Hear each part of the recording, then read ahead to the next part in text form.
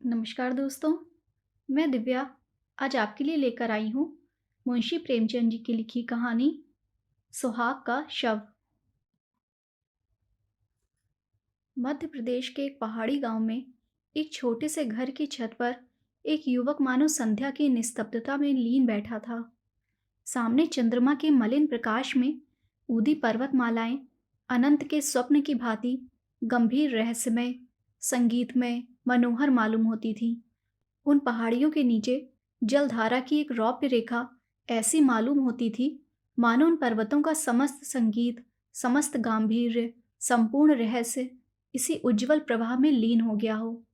युवक की वेशभूषा से प्रकट होता था कि उसकी दशा बहुत संपन्न नहीं है। हाँ, उसके मुख से तेज और मनस्विता झलक रही थी।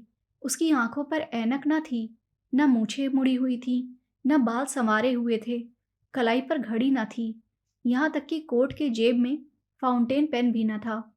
या तो वह सिद्धांतों का प्रेमी था या आडंबरों का शत्रु। युवक विचारों में मौन उसी पर्वतमाला की ओर देख रहा था कि सहसा बादल की गरज से भयंकर ध्वनि सुनाई दी। नदी का मधुर गान उस भीषण नाद में डूब गया। ऐसा मालूम हुआ मानो उस भयंकर नाद ने पर्वतों को भी हिला दिया है, मानो पर्वतों में कोई घोर संग्राम छिड़ गया है। यह रेलगाड़ी थी जो नदी पर बने हुए पुल से चली आ रही थी। एक युवती कमरे से निकलकर छत पर आई और बोली, आज अभी से गाड़ी आ गई, इसे आज ही वैर निभाना था। युवक ने युवती का हाथ पकड़कर कहा, प्रिय, मेरा जी चाहता है कहीं न जाऊं। मैंने निश्चय कर लिया है। मैंने तुम्हारी खातिर से हामी भर ली थी, पर अब जाने की इच्छा नहीं होती। 3 साल कैसे कटेंगे? युवती ने कातर स्वर में कहा, 3 साल के वियोग के बाद फिर तो जीवन पर्यंत कोई बाधा न खड़ी होगी। एक बार जो निश्चय कर लिया है उसे पूरा ही कर डालो। अनंत सुख की आशा में मैं सारे कष्ट झेल लूंगी। यह कहते हुए युवती जलपान लाने के बहाने से फिर भीतर चली गई। आंसुओं का आवेग उसके काबू से बाहर हो गया। इन दोनों प्राणियों के वैवाहिक जीवन की यह पहली ही वर्षगांठ थी।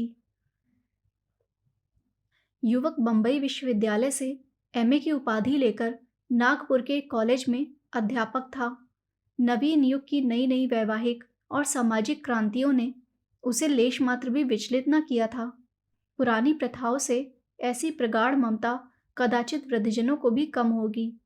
प्रोफेसर हो जाने के बाद उसके माता पिता ने इस बालिका से उसका विवाह कर दिया था। प्रथा अनुसार ही उस आंख बिचौली के खेल में उन्हें प्रेम का रत्न मिल गया।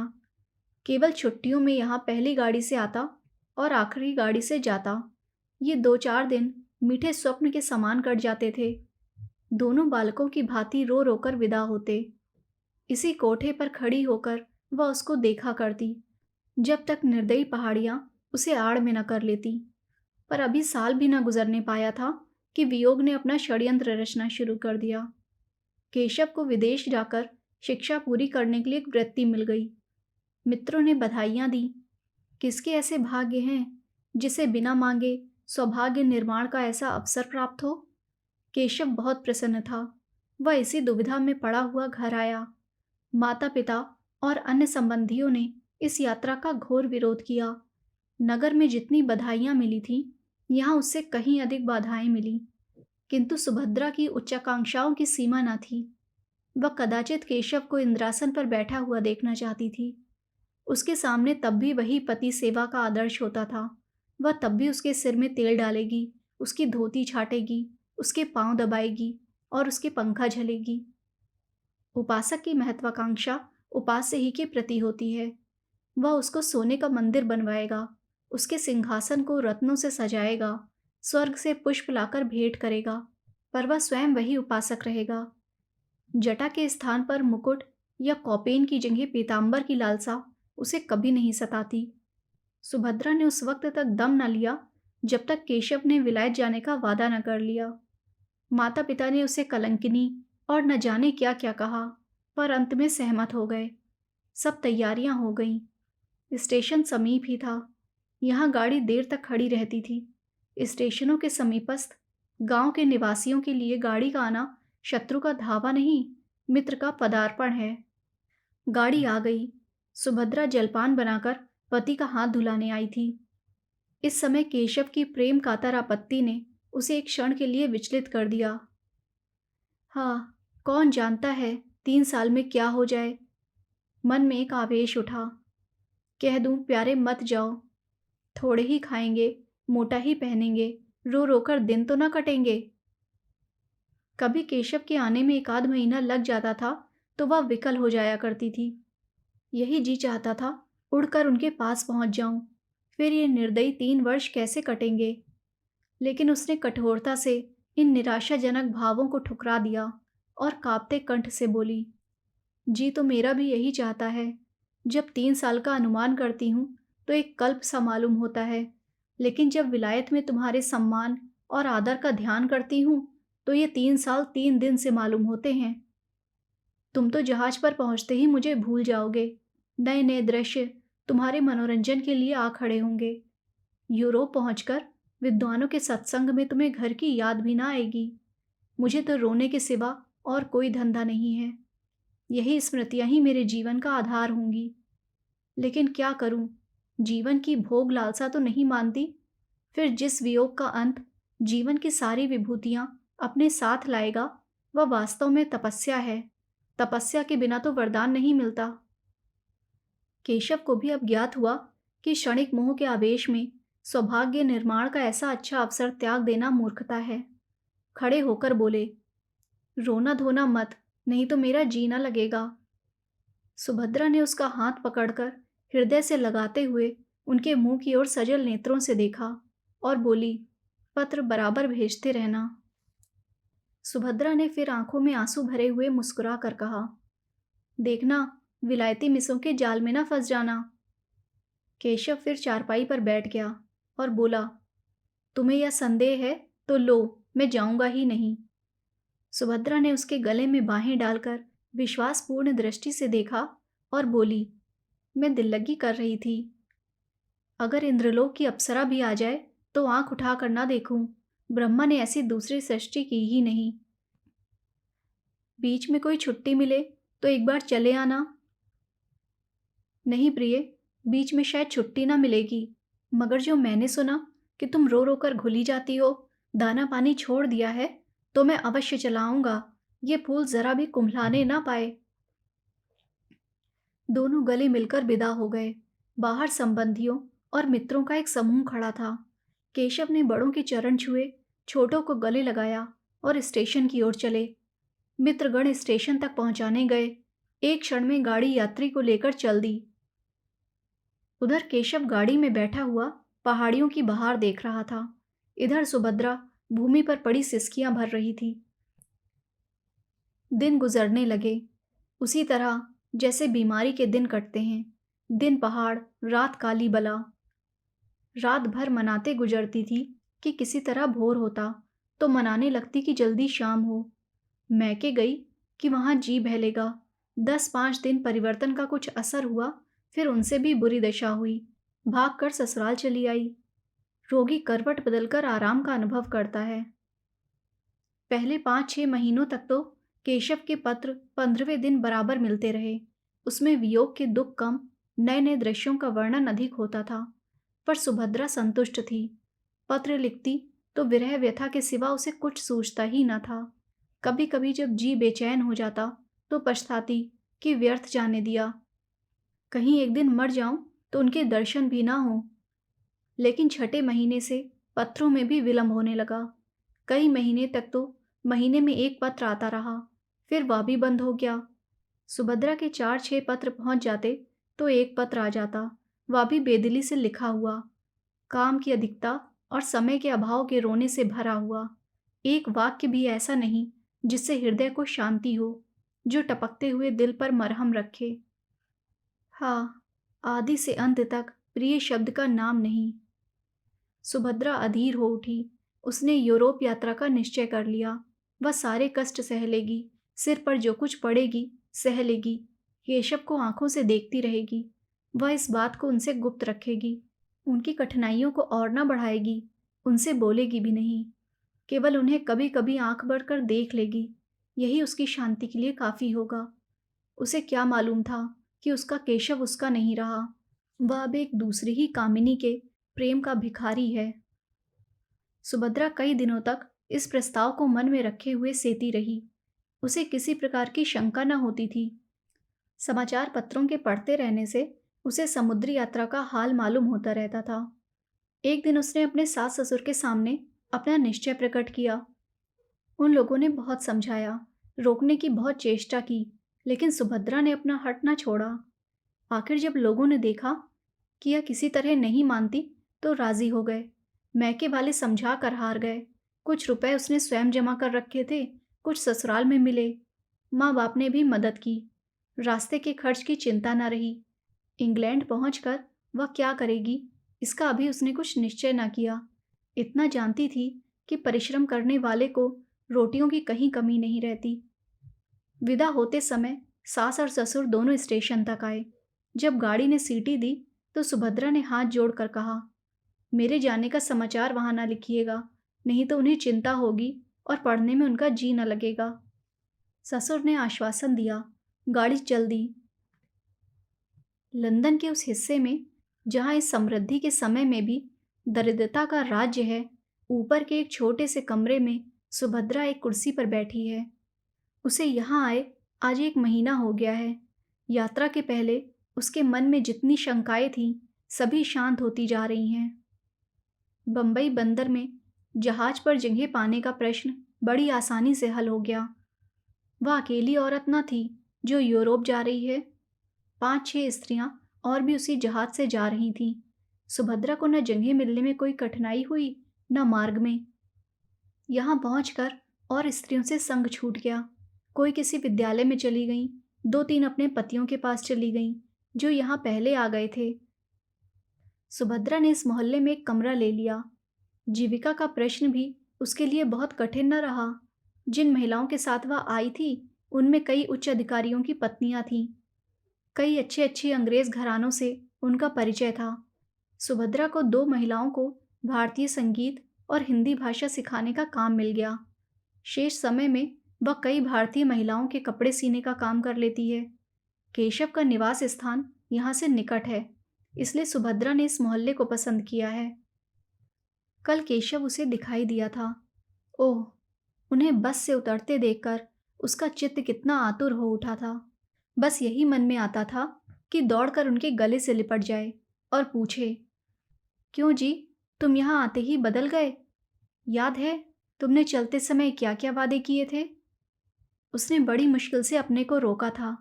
तब से इस वक्त तक उसे मानो नशा सा छाया हुआ है। वह उनके इतने समीप है, चाहे रोज उन्हें देख सकती है, उनकी बातें सुन सकती है, हाँ, स्पर्श तक कर सकती है। अब यह उससे भागकर कहाँ जाएंगे? उनके पत्रों की अब उसे क्या चिंता है?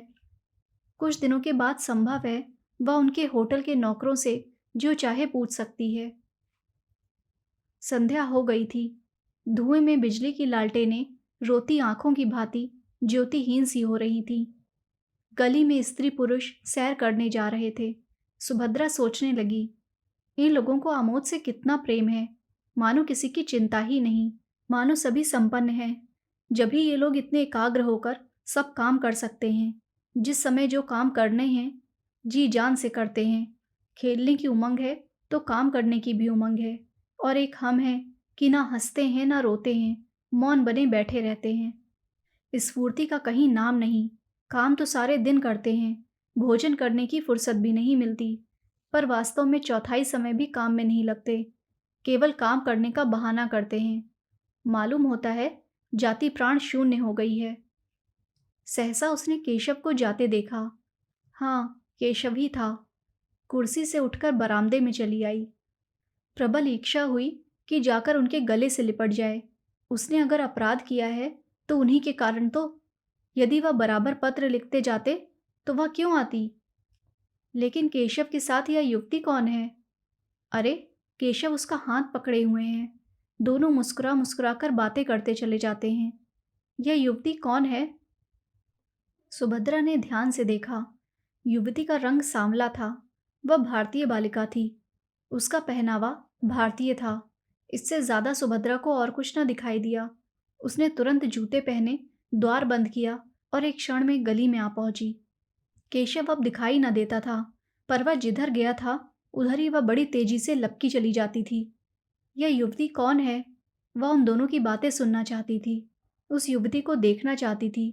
उसके पांव इतनी तेजी से उठ रहे थे, मानो दौड़ रही हो, पर इतनी जल्दी दोनों कहाँ अदृश्य हो गए? अब तक उसे उन लोगों के समीप पहुंच जाना चाहिए था। शायद दोनों किसी बस पर जा बैठे। अब वह गली समाप्त करके एक चौड़ी सड़क पर आ पहुंची थी। दोनों तरफ बड़ी बड़ी जगमगाती हुई दुकानें थीं, जिनमें संसार की विभूतियां गर्व से फूली उठी थीं। कदम कदम पर होटल और रेस्तरां थे। सुभद्रा दोनों ओर नेत्रों से ताकती, पग पग पर भ्रांति के कारण मचलती कितनी दूर निकल गई, कुछ खबर नहीं। फिर उसने सोचा, यूं कहाँ तक चली जाऊंगी? कौन जाने किधर गए? चलकर फिर अपने बरामदे से देखूं। आखिर इधर से गए हैं तो इधर से लौटेंगे भी। यह ख्याल आते ही वह घूम पड़ी और उसी तरह दौड़ती हुई अपने स्थान की ओर चली। जब वहां पहुंची तो 12 बज गए थे और इतनी देर उसे चलते ही गुजरा। एक क्षण भी उसने कहीं विश्राम नहीं किया।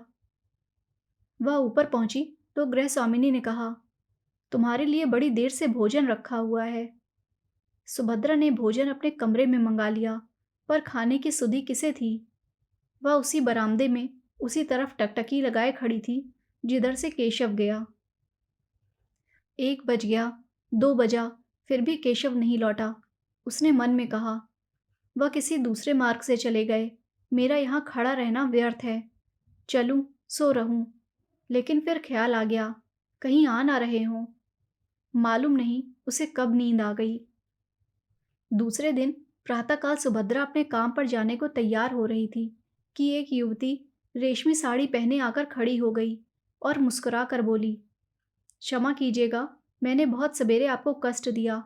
आप तो कहीं जाने को तैयार मालूम होती हैं। सुभद्रा ने एक कुर्सी बढ़ाते हुए कहा, हाँ, एक काम से बाहर जा रही थी। मैं आपकी क्या सेवा कर सकती हूँ? यह कहते हुए सुभद्रा ने युवती को सिर से पांव तक उसी आलोचनात्मक दृष्टि से देखा जिससे स्त्रियां ही देख सकती हैं। सौंदर्य की किसी परिभाषा से भी उसे सुंदरी न कहा जा सकता था।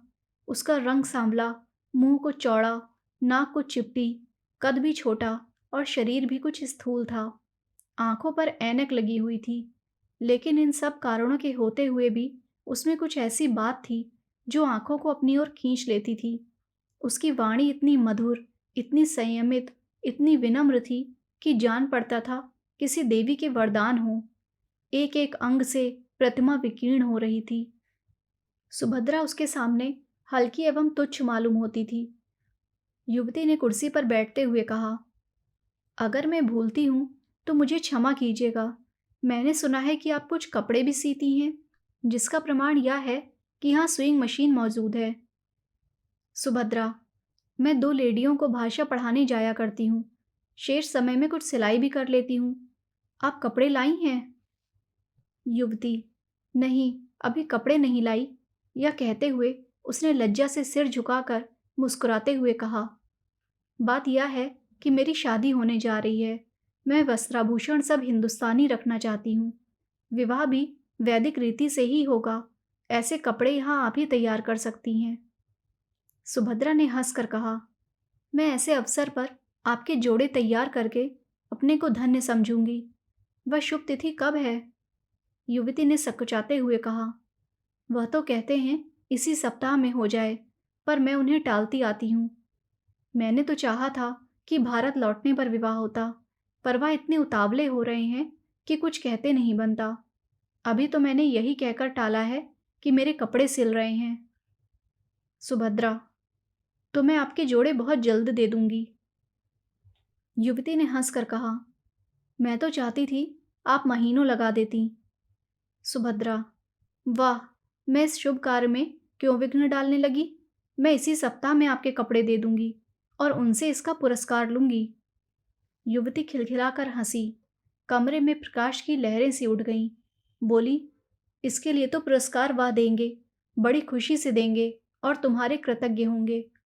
मैंने प्रतिज्ञा की थी कि विवाह के बंधन में पड़ूंगी ही नहीं, पर उन्होंने मेरी प्रतिज्ञा तोड़ दी।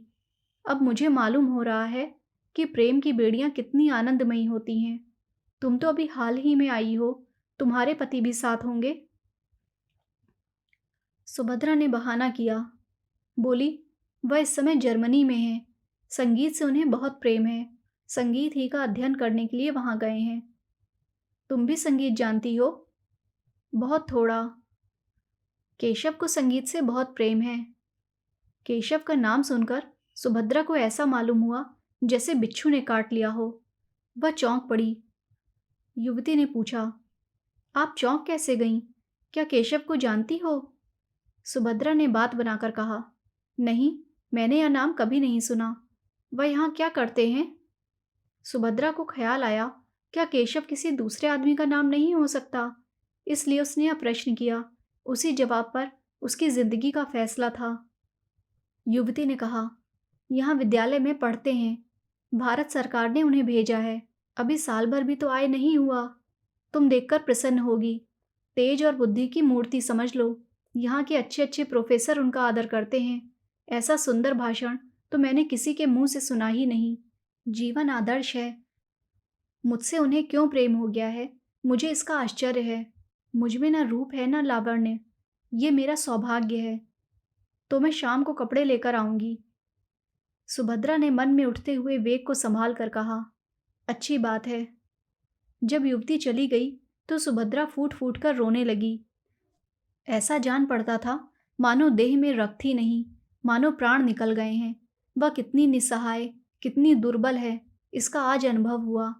ऐसा मालूम हुआ मानो संसार में उसका कोई नहीं है। अब उसका जीवन व्यर्थ है। उसके लिए अब जीवन में रोने के सिवा और क्या है? उनकी सारी ज्ञानेंद्रियां शिथिल सी हो गई थीं, मानो वह किसी ऊंचे वृक्ष से गिर पड़ी हो। हाँ, यह उसके प्रेम और भक्ति का पुरस्कार है। उसने कितना आग्रह करके केशव को यहाँ भेजा था, इसलिए कि यहाँ आते ही उसका सर्वनाश कर दें। पुरानी बातें याद आने लगीं। केशव की वह प्रेमोत्तुर आंखें सामने आ गईं। वह सरल सहज मूर्ति आंखों के सामने नाचने लगी। उसका जरा सिर धमकता था तो केशव कितना व्याकुल हो जाता था। एक बार जब उसे फसली बुखार आ गया था तो केशव घबरा कर 15 दिन की छुट्टी लेकर घर आ गया था और उसके सिरहाने बैठा रात भर पंखा झलता रहा था। वही केशव अब इतनी जल्दी उससे ऊब बैठा। उसके लिए सुभद्रा ने कौन सी बात उठा रखी? वह तो उसी को अपना प्राणाधार, अपना जीवन धन, अपना सर्वस्व समझती थी। नहीं नहीं, केशव का दोष नहीं, सारा दोष इसी का है। इसी ने अपनी मधुर बातों से उन्हें वशीभूत कर लिया है। इसकी विद्या, बुद्धि और वाक्पटुता ने ही उनके हृदय पर विजय पाई है। हाय, उसने कितनी बार केशव से कहा था, मुझे भी पढ़ाया करो, लेकिन उन्होंने हमेशा यही जवाब दिया, तुम जैसी हो मुझे वैसी ही पसंद हो। मैं तुम्हारी स्वाभाविक सरलता को पढ़ा पढ़ा कर मिटाना नहीं चाहता। केशव ने उसके साथ कितना बड़ा अन्याय किया है, लेकिन यह उनका दोष नहीं, यह इसी यौवन मत वाली छोकरी की माया है। सुभद्रा को इस ईर्ष्या और दुख के आवेश में अपने काम पर जाने की सुध न रही। वह कमरे में इस तरह टहलने लगी जैसे किसी ने जबरदस्ती उसे बंद कर दिया हो। कभी दोनों मुट्ठियां बंध जाती, कभी दांत पीसने लगती, कभी होंठ काटती। उन्माद किसी दशा हो गई। आंखों में भी एक तीव्र ज्वाला चमक उठी। ज्यों ज्यों केशव के इस निष्ठुर आघात को सोचती, उन कष्टों को याद करती जो उसने इसके लिए झेले थे, उसका चित्त प्रतिकार के लिए विकल होता जाता था। अगर कोई बात हुई होती, आपस में कुछ मनोमालिन्य का लेश भी होता, तो उसे इतना दुख ना होता। या तो उसे ऐसा मालूम होता था कि मानो कोई हंसते हंसते अचानक गले पर चढ़ बैठे। अगर वह उनके योग्य नहीं थी तो उन्होंने उससे विवाह ही क्यों किया था? विवाह करने के बाद भी उसे क्यों न ठुकरा दिया था? क्यों प्रेम का बीज बोया था? और आज जब वह बीज पल्लवों से लहराने लगा, उसकी जड़ें उसके अंतःस्थल के एक एक अणु में प्रविष्ट हो गई। उसका रक्त, उसका सारा उत्सर्ग वृक्ष को सींचने और पालने में प्रवृत्त हो गया, तो वह आज उसे उखाड़ कर फेंक देना चाहते हैं। क्या हृदय के टुकड़े टुकड़े हुए बिना वृक्ष उखड़ जाएगा? सहसा उसे एक बात याद आ गई। हिंसात्मक संतोष से उसका उत्तेजित मुखमंडल और भी कठोर हो गया। केशव ने अपने पहले विवाह की बात इस युवती से गुप्त रखी होगी। सुभद्रा इसका भंडाफोड़ करके केशव के सारे मंसूबों को धूल में मिला देगी। उसे अपने ऊपर क्रोध आया कि युवती का पता क्यों ना पूछ लिया। उसे एक पत्र लिखकर केशव की नीचता, स्वार्थपरता और कायरता की कलई खोल देती। उसके पांडित्य, प्रतिभा और प्रतिष्ठा को धूल में मिला देती। खैर, संध्या समय तो वह कपड़े लेकर आएगी ही। उस समय उसे सारा कच्चा चिट्ठा बयान कर दूंगी। सुभद्रा दिन भर युवती का इंतजार करती रही। कभी बरामदे में आकर इधर उधर निगाह दौड़ाती, कभी सड़क पर देखती, पर उसका कहीं पता न था। मन में झुंझलाती थी कि उसने क्यों उसी वक्त सारा वृत्तांत न कह सुनाया। केशव का पता उसे मालूम था। उस मकान और गली का नंबर तक याद था जहाँ से वह उसे पत्र लिखा करता था। ज्यों ज्यों दिन ढलने लगा और युवती के आने में विलंब होने लगा, उसके मन में एक तरंग सी उठने लगी कि जाकर केशव को फटकारे, उसका सारा नशा उतार दे, कहे, तुम इतने भयंकर हिंसक हो, इतने महान धूर्त हो, यह मुझे मालूम न था। तुम यही विद्या सीखने यहाँ आए थे? तुम्हारे पांडित्य की यही फल है? तुम एक अबला को, जिसने तुम्हारे ऊपर अपना सर्वस्व अर्पण कर दिया, यूं छल सकते हो? तुम में क्या मनुष्यता नाम की भी नहीं रह गई? आखिर तुमने मेरे लिए क्या सोचा है? मैं सारी जिंदगी तुम्हारे नाम को रोती रहूं? लेकिन अभिमान हर बार उसके पैरों को रोक लेता। नहीं, जिसने उसके साथ ऐसा कपट किया है, उसका इतना अपमान किया है, उसके पास वह न जाएगी। वह उसे देखकर अपने आंसुओं को रोक सकेगी या नहीं, इसमें उसे संदेह था। और केशव के सामने वह रोना नहीं चाहती थी। अगर केशव उससे घृणा करता है तो वह भी केशव से घृणा करेगी। संध्या भी हो गई, पर युवती ना आई। बत्तियां भी जलीं, पर उसका पता नहीं। एकाएक उसे अपने कमरे के द्वार पर किसी के आने की आहट मालूम हुई। वह कूदकर बाहर निकल आई। युवती कपड़ों का एक पुलंदा लिए सामने खड़ी थी। सुभद्रा को देखते ही बोली, क्षमा करना, मुझे आने में देर हो गई। बात यह है कि केशव को किसी बड़े ज़रूरी काम से जर्मनी जाना है। वहाँ उन्हें 1 महीने से ज़्यादा लग जाएगा। वह चाहते हैं कि मैं भी उनके साथ चलूँ। मुझसे उन्हें अपनी थीसिस लिखने में बड़ी सहायता मिलेगी। बर्लिन के पुस्तकालयों को छानना पड़ेगा। मैंने भी स्वीकार कर लिया है। केशव की इच्छा है कि जर्मनी जाने के पहले हमारा विवाह हो जाए। कल संध्या समय संस्कार हो जाएगा। अब ये कपड़े मुझे आप जर्मनी से लौटने पर दीजिएगा। विवाह के अवसर पर हम मामूली कपड़े पहन लेंगे। और क्या करती, इसके सिवा कोई उपाय ना था। केशव का जर्मनी जाना अनिवार्य है। सुभद्रा ने कपड़ों को मेज पर रख कर कहा, आपको धोखा दिया गया है। युवती ने घबरा कर पूछा, धोखा? कैसा धोखा? मैं बिल्कुल नहीं समझती। तुम्हारा मतलब क्या है? सुभद्रा ने संकोच के आवरण को हटाने की चेष्टा करते हुए कहा, केशव तुम्हें धोखा देकर तुमसे विवाह करना चाहता है। केशव ऐसा आदमी नहीं है जो किसी को धोखा दे। क्या तुम केशव को जानती हो? केशव ने तुमसे अपने विषय में सब कुछ कह दिया है? सब कुछ? मेरा तो यही विचार है कि उन्होंने एक बात भी नहीं छिपाई। तुम्हें मालूम है कि उसका विवाह हो चुका है? युवती की मुख ज्योति कुछ मलिन पड़ गई। उसकी गर्दन लज्जा से झुक गई। अटक अटक कर बोली, हाँ, उन्होंने मुझसे यह बात कही थी। सुभद्रा परास्त हो गई। घृणा सूचक नेत्रों से देखती हुई बोली, यह जानते हुए भी तुम केशव से विवाह करने पर तैयार हो? युवती ने अभिमान से देखकर कहा, तुमने केशव को देखा है? नहीं, मैंने उन्हें कभी नहीं देखा। फिर तुम उन्हें कैसे जानती हो? मेरे एक मित्र ने मुझसे यह बात कही है। वह केशव को जानता है। अगर तुम एक बार केशव को देख लेती, एक बार उससे बातें कर लेती, तो मुझसे यह प्रश्न न करती। एक नहीं, अगर उन्होंने 100 विवाह किए होते तो मैं इनकार न करती। उन्हें देखकर मैं अपने को बिल्कुल भूल जाती हूँ। अगर उनसे विवाह न करूँ तो फिर मुझे जीवन भर अविवाहित ही रहना पड़ेगा। जिस समय वह मुझसे बातें करने लगते हैं, मुझे ऐसा अनुभव होता है कि मेरी आत्मा पुष्प की भांति खिली जा रही है। मैं उसमें प्रकाश और विकास का प्रत्यक्ष अनुभव करती हूँ। दुनिया चाहे जितना हंसे, चाहे जितनी निंदा करे, मैं केशव को अब नहीं छोड़ सकती। उसका विवाह हो चुका है, वह सत्य है, पर उस स्त्री से उनका मन कभी ना मिला। यथार्थ में उनका विवाह अभी नहीं हुआ। वह कोई साधारण अर्धशिक्षिता बालिका है। तुम ही सोचो, केशव जैसा विद्वान, उदारचेता, मनस्वी पुरुष ऐसी बालिका के साथ कैसे प्रसन्न रह सकता है? तुम्हें कल मेरे विवाह में चलना पड़ेगा। सुभद्रा का चेहरा तमतमाया जा रहा था।